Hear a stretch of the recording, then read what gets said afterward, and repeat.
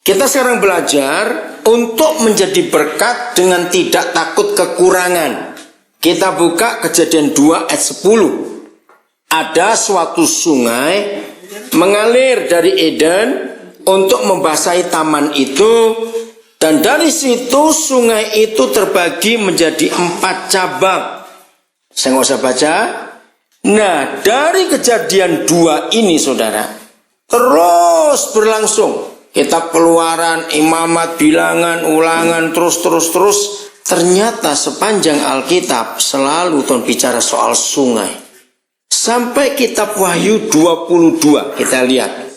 Jadi sekarang kita sudah khotbah dari Kejadian sampai Wahyu, bukan cepat sekali. Wahyu 22 ayat 2. Ini pasal terakhir.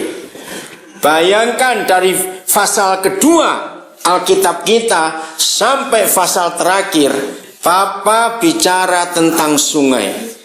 Di tengah-tengah jalan kota itu, yaitu di seberang menyeberang sungai itu, ada pohon-pohon kehidupan yang berbuah 12 kali, tiap-tiap bulan sekali. Dan daun pohon-pohon itu dipakai untuk menyembuhkan bangsa-bangsa. Saudara, hidup saya diberkati Tuhan dan jadi berkat sampai hari ini gara-gara prinsip sungai. Dan saya sudah bicara hal ini di depan forum yang bukan Kristen. Mereka tidak bisa menyangkal bahwa sungai itu memang seperti itu. Oke, kita belajar. Tidak semua saudara pernah tahu sungai dari mata airnya. Dari mata airnya, sumbernya. Bahasa Jerman apa, Bro? Quelle. Dari Quelle. Oh, Bruno Belanda. Oke. Dari Quelle-nya. Nah, juga tidak semua saudara tahu sungai sampai ke deltanya, ke muaranya. Bahasa Jerman apa muara itu? Ayo, di Jerman kok nggak bisa tahu muara itu bagaimana ini? Bukan muara karang, muara. Hendra jangan bilang muara karang. Muara apa bahasa Jermannya? Karlo apa? Mundung. Mun kata mulut itu juga. Mundung. Oke, ya. Nah, ada yang tahu dari koelenya sampai mundungnya? Karena saya sering ke pedalaman, saya sudah berapa lihat sungai di Indonesia, dari mata airnya sampai ke muaranya. Oke, saya tanya kepada saudara, menurut saudara, air yang keluar dari koelnya, dari mata airnya, mana lebih banyak dengan air yang keluar di muara?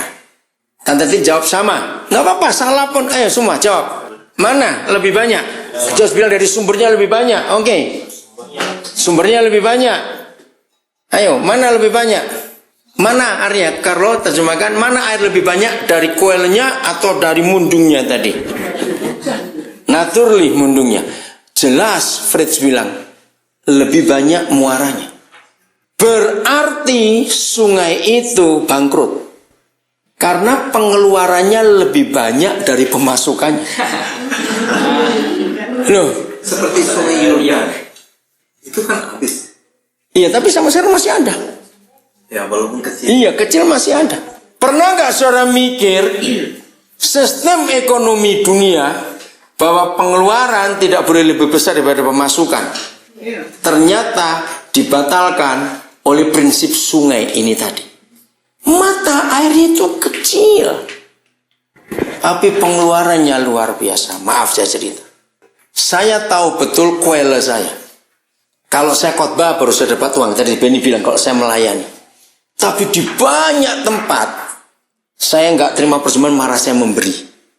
Nah, kalau saya hanya mengharapkan dari mata air tadi, lalu bisa membiayai sekolah segitu banyak, itu paling tidak saya sehari harus khotbah lebih dari 100 kali sekarang. Mati berdiri saya. Betul? Nah, November tahun 75, catat itu ada di mana saudara? 75 masih di pohon semua ini, kecuali omnya belum lahir. Nah, saya pertama kali tahu sungai itu Sungai Mahakam di Kalimantan Timur. Itu ada ratusan anak sungai. 6 bulan dari November 75 sampai akhir April 76 saya ada di pedalaman. sepeda tidak ada, listrik tidak ada. Ya, saya itu 6 bulan tuh pertama kali semua saya gondrong betul, nggak ada tukang cukur. Mereka itu kalau terpaksa nyukur cuma pakai parang, rambutnya kok ya dikunci aja orang-orang Dayak itu. Bayangkan, nggak ada apa-apa di situ, jalan kaki atau naik perahu, mudah cuma itu. Nah di situ saya ketemu puluhan sungai, saya tahu dari mata airnya sampai ke muaranya. Nah ayat ini yang muncul. Nah sejak hari itu sampai hari ini 75 ke sini sudah berapa tahun? 37 tahun. Saya hidup seperti sungai. Ternyata debit air sungai ketambahan 3 hal. Catat. Ya, 1 hujan yang turun. Ben gak usah takut. Akan dijawab ini, hujan yang turun. Nah itulah bonus yang saya terima dalam hidup ini. Hujan itu kan bukan usahanya sungai. Tuhan memberi bukan? Jujur, dalam hidup saudara sering dapat bonus tidak? Sering, tadi Karin dapat bonus 8 tahun kerja selalu jadi the best mitarbeiter. Hebat sekali. Bonusnya langsung ke Afrika lagi. Disitu dikasih uang saku lagi. Saya bisa memberkati anak-anak itu. Nah, ketika bonus itu datang ke sungai itu, saya berprinsip saya tidak boleh pakai 1 rupiah pun. Harus saya alirkan ke sungai itu. Nomor 2, makin panjang sungai itu, ternyata ada sungai-sungai kecil yang numpang bermuara. Sebab mereka nggak bisa sampai ke laut, terlalu jauh. Lihat, di tempat kita retreat ada 2 sungai. Yang di dekat pintu masuk besar. Yang di bawah sini sungai kecil. Nah, yang kecil itu numpang. Karena dia nggak bisa terlalu jauh. Nah, siapa itu? Ternyata begini, saya juga tidak tahu. Kan saya melayani dari tahun 70-an. Nah, dari anak-anak student yang saya layani, yang di SMP, SMA, yang di Uni, akhirnya mereka itu jadi orang sukses diberkati Tuhan. Nah, mereka titip muara ke sungai saya. Ngerti maksudnya? Karena mereka tahu kami nggak punya saluran kayak kamu. Nah, kami titip aja. Maka itu penghasilan saya cuma khotbah, tapi pengeluaran ribuan persen dari koelennya tadi karena ada hujan. Jadi sering sebelum saya menikah saya beritahu istri saya bahwa nanti ada bonus. Bonus itu lebih banyak daripada persembahan. Itu pun saya nggak pakai 1 rupiah pun, tetap mengalir. Jadi yang nomor 2 ada apa tadi? Sungai-sungai kecil yang ikut bermuara ke situ. Jadi sekarang ini ada berapa perusahaan yang didirikan oleh orang-orang yang dulu saya bimbing itu, mereka titip saham kosong itu 5%, 10%, 15%, yang paling besar itu 25%. Dan mereka heran, walaupun atas nama saya perusahaan itu, tapi saya tidak ambil 1 rupiah pun. Maka itu akuntan-akuntan dari perusahaan itu tahu mereka ada nama saya di situ, saya nggak ambil karena mereka lihat langsung saya salurkan untuk pelayanan. Maka itu saya bisa biayai begitu banyak anak sekolah, bisa biayai begitu banyak sekolah. Nomor 3, makin panjang sungai itu ternyata muncul kuele-kuele kecil di sepanjangnya. Pernah sadar nggak itu saudara? Pasti ada mata air kecil. Nah ini yang ketiga Tuhan berikan. Jadi sudah berapa tahun terakhir ini saya itu mendirikan berapa perusahaan saudara. Salah satu contoh di Jakarta, saya punya namanya The Cyber, itu khusus di bidang IT. Ya, nah di samping saya punya saham di situ, saya juga punya gaji di perusahaan-perusahaan itu, karena modalnya dari saya. Oke, tapi saya tidak ambil 1 rupiah pun baik gaji saya maupun bagian saham. Saya hidup hanya dari persembahan. Nah kami 2. Saya pernah menghitung itu. Ternyata untuk hidup kami berdua ini saja dari persembahan yang saya terima itu nggak sampai 2% saudara. Bisa bayangkan. Jadi yang 98 sekian persen dari persembahan saya itu pun ikut mengalir bersama sungai itu. Bayangkan betapa Tuhan tidak segan melihat saya. Ngerti kata itu? Betul enggak? Sampai ada orang berkata begini, ini pengusaha di Jakarta. Mungkin di dunia ini hanya Koden yang bisa buat Tuhan itu segan kalau nggak memberi. Sungkan dia. Kenapa Tuhan sampai sungkan kepada saya? Siapa bisa jawab? Karena saya alirkan semua. Itu prinsip sungai. Nah, saya beri contoh lagi kepada saudara. Bayangkan kalau ada sungai pelit. Nah, maka itu Kak, seperti apa sungai pelit? Oke, gini. Pelit, apa bahasa Jermannya? Gaitsi. Oke. Terjemahkan. Gaitsi itu seperti apa? Iya, seperti apa bentuknya? Mengurangi pengeluaran. Nah, kalau ada sungai pelit, berarti dia mempersempit mundungnya tadi itu. Nah, pertanyaannya, jawab. Alirannya terus mengalir, apalagi dengan 3 tambahan tadi, ada hujan, ada sungai-sungai kecil, ada mata air. Terus mundungnya dipersempit. Jadi apa sungai itu? Nah, Kitab Pengkhotbah pasal 5 ada ayat. Ada orang kaya yang dibinasakan oleh kekayaannya sendiri. Itulah orang pelit. Karena ketika muara dipersempit, berarti ada arus balik. Nah, yang rugi nggak cuma sungai itu, orang-orang di sekitarnya jadi rugi juga. Maka itu banyak orang mati konyol karena ada orang pelit yang tidak mau membagi berkatnya untuk orang itu. Betul tidak? Jadi orang di sekitar sungai itu kan kena dampaknya juga. Yang kedua, kalau ada sungai rakus, apa itu? Contoh rakus apa bahasa Jermannya? Girik. Iya. Apa bentuk rakus? Iya, mengambil terus untuk aku. Furmi. Nah, dengar. Kalau ada sungai rakus, berarti semua sepanjang tanggulnya. Tanggul apa? Bukan dam. Sisi kiri kanan sungai itu kan ada. Lihat 2 sungai di sini. Itu dam namanya. Iya, pokoknya kan ada bukan? Oh, dam. Oke. Kiri kanan sungai itu. Kalau sungai itu rakus, berarti dia serap semua air untuk dirinya sendiri. Pasti becek damnya itu. Loh, betul tidak? Loh, ya atau tidak? Nanti keluar dari sini lihat 2 sungai ini. Nggak ada damnya loh, nggak ada tembok, nggak ada talutnya. Tapi sungai itu tahu diri. Secukupnya dia serap. Yang lain dia salurkan. Betul?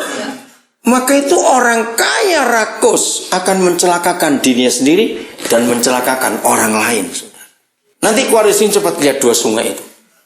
Hebat, mereka nggak rakus. Nah, itulah hidup saya. Saya bisa berkata cukup. Maaf ya, jangan mikir macam-macam, saya cuma cerita. Kalau saya hitung yang kali ini, saya sudah lebih dari 70 kali ke Eropa sejak tahun 81, saudara. Bayangkan, 70 kali lebih, saudara. Tapi ingat, saya nggak pernah dibayari tiket. Saya selalu bayar sendiri. Itu banyak orang heran. Saya ke Amerika sudah lebih dari 60 kali. Selalu bayar tiket sendiri. Ke Australia ratusan kali. Bayar sendiri juga. Dan saya nggak pernah kekurangan. Maka itu kalau gereja-gereja ngundang saya paling untung. Karena saya nggak pernah mikir persembahan, nggak pernah mikir tiket. Saya datang sendiri. Karena dari dulu saya punya prinsip hidup untuk memberkati. Maaf, jangan saudara mikir macam-macam. Tanya Petrus, mungkin diantara semua kita cuma Petrus yang tahu saksi. Jadi tahun 80-an, 90-an, 2000-an awal, kalau saya ke Eropa, saya nggak minta uang dari student. Bahkan beberapa kali kalau saya ada di student Unheim, lihat mereka nggak ada makanan, saya belanja. Berapa kali saya nyucikan pakaian student, saudara. Kalau mereka lagi sekolah sibuk, saya nyucikan, saya setrika pakaian mereka, saya putzen, saya stop soiger. Kalau mereka pergi, karena saya ini seorang hamba, saya nggak minta apa. Dulu kalau naik cuk kemana-mana bayar sendiri. Begitu kemarin saya cerita sampai ke Bad Reichenhall yang cuma 1 orang, Steigen 3-4 kali, saya bayar sendiri. Karena saya hidup itu memberi gara-gara prinsip sungai itu tadi. Maka itu saya diberkati Tuhan luar biasa sampai hari ini. Kok nggak ada yang ngamen dari itu? Ayo belajar seperti itu. Oke? Jadi nggak boleh ada sungai rakus, nggak boleh ada sungai pelit. Ingat itu. Selalu bisa berkata cukup untuk diri sendiri. Ya, banyak orang heran saya sering keluar negeri, saya tuh nggak bisa shopping, saudara. Karena di negara lain nggak ada yang jual batik. Lo mau shopping apa? Kalau ada batik saya shopping, nggak ada. Ada di mana ada batik? Oh, motifnya. Masa batik bener gak ada? Doh, di mana? Kasih tahu saya. Oh, makanya cuma motifnya. Iya. Jadi hidup saya sederhana sekali. Saya kalau beli barang saya akan pikir saya pakai atau tidak. Kalau enggak, saya enggak mau beli. Ya. Selalu saya ingin membagi, memberkati orang lain. Siap untuk jadi sungai? Yeskiel pasal 47. Yeskiel pasal 47. Ada firman tentang sungai yang luar biasa. Judulnya apa? Sungai yang keluar dari bait suci. Saya baca ayat 1, Yeskiel 47. Saudara catat ayat 1, nanti baca di kamar masing-masing sampai ayat yang ke-20. Ya. Oh, sampai 12, maaf, sampai 12. Yeskiel 47 1 sampai 12. Saya akan baca ayat 1 dulu. Kemudian ia membawa aku kembali ke pintu bait suci, dan sungguh ada air keluar dari bawah ambang pintu bait suci itu dan mengalir menuju ke timur. Sebab bait suci juga menghadap ke timur, dan air itu mengalir dari bawah bagian samping kanan dari bait suci itu sebelah selatan mezbah. Saya nggak usah baca selanjutnya, langsung ke ayat yang ke-7. Dalam perjalanan pulang, sungguh sepanjang apa? Tepi sungai itu ada amat banyak pohon di sebelah sini dan sebelah sana. Ia berkata kepadaku, sungai ini mengalir menuju wilayah timur dan menurun ke Araba Yordan dan bermuara di Laut Asin, Laut Mati itu.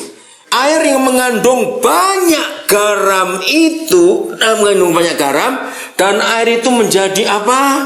Tawar. Saudara, kalau kita jadi sungai, di mana ada kematian, karena Laut Mati itu penuh kematian, gak ada kehidupan, maka jadi tawar airnya. Gara-gara kita jadi fresh water. Bahasa Jermannya fresh water. Fresh water ya. Jadi bukan air asin. Terus lihat ayat 9. Sehingga, atau kita baca sama-sama ya. 1, 2, 3. Sehingga kemana saja sungai itu mengalir, segala makhluk hidup yang berkeriapan di sana akan hidup.